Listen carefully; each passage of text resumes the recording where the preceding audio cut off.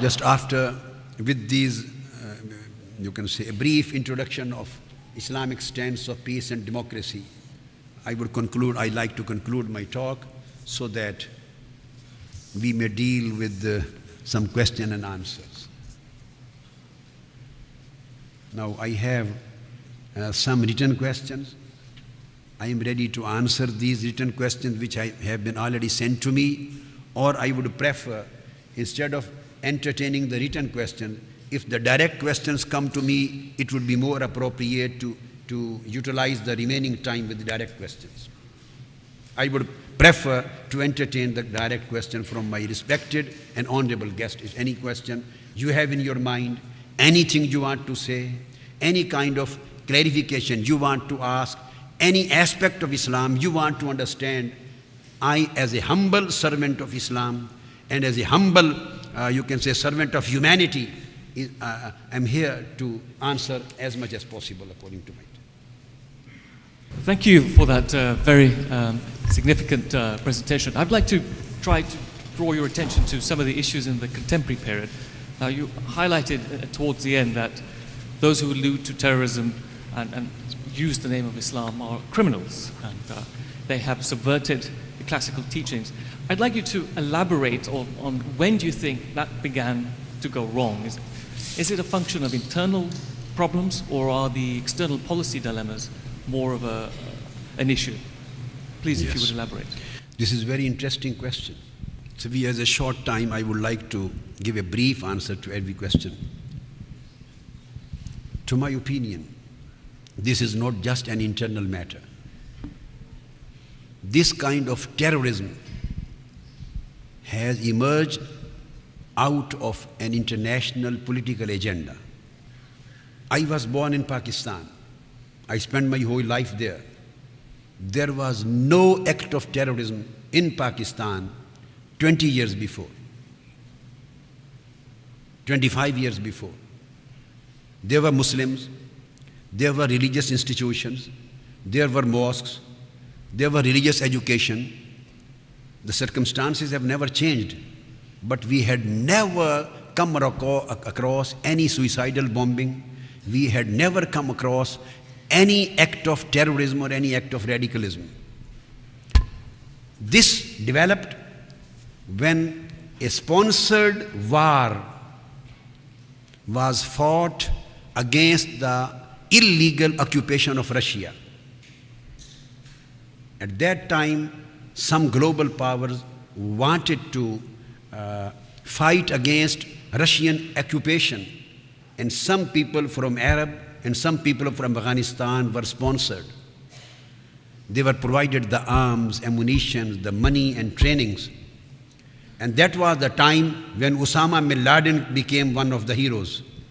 And that was the time when Taliban came into existence. So they fought. This was a sponsored fight against Russian occupation.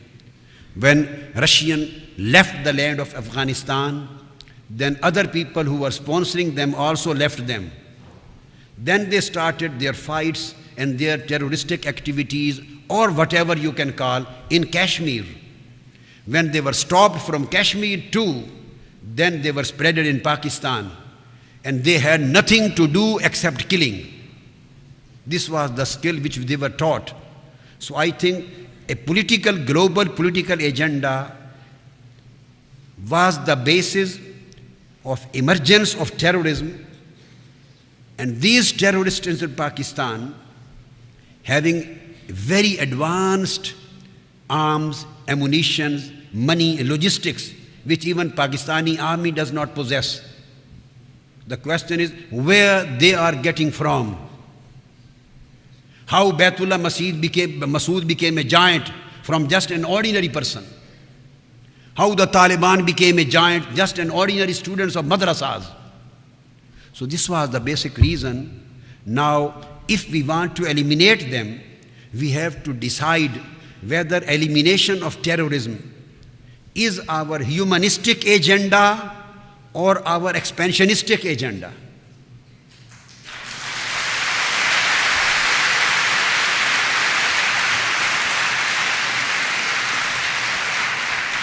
If I think sincerely and honestly, if eradication and elimination and uprooting of terrorism in the whole world is just an idealistic and just a humanistic agenda, then elimination of terrorism is not a matter of more than 1 to 2 years.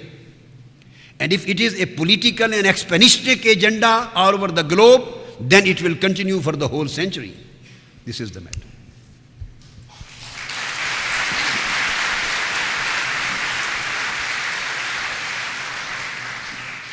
Hello, Sheikh Islam. Thank you indeed for inviting me here. I covered the war in Afghanistan in the 1980s and later, of course, the war in Bosnia. And in both cases, Muslims felt a duty to help their brothers and sisters in distress. I think everyone here will know the hadith, of course, about one body. When part of the body is ill, the whole body feels ill. At that time, and I remember coming up to Coventry, there were people raising money for the people in Bosnia who were suffering, and it was seen as a very proud thing to do, a very proper thing to do.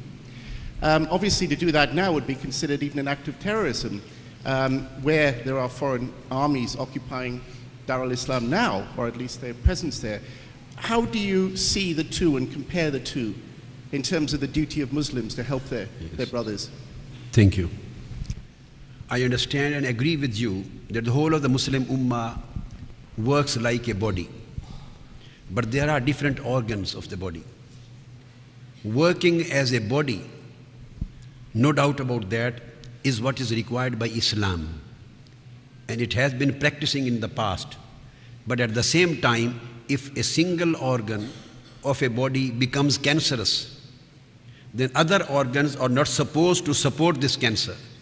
Then the other organs will always support the surgeon to cut this arm away so that the whole body is protected from spreading of cancer.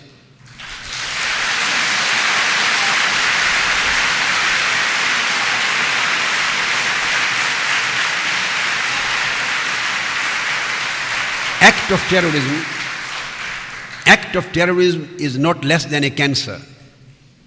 If in any part of the Muslim world, any group of individuals or any party starts a terroristic activity, so it means that there is a cancer in this organ of the body of Muslims.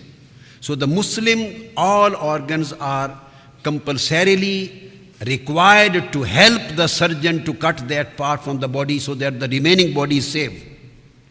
That's why this terroristic activity is never supported and would never be supported by the Muslims. Because these people, when they commit the act of terrorism, they use the word of jihad. Jihad is never an act of terrorism. Jihad is fighting against terrorism.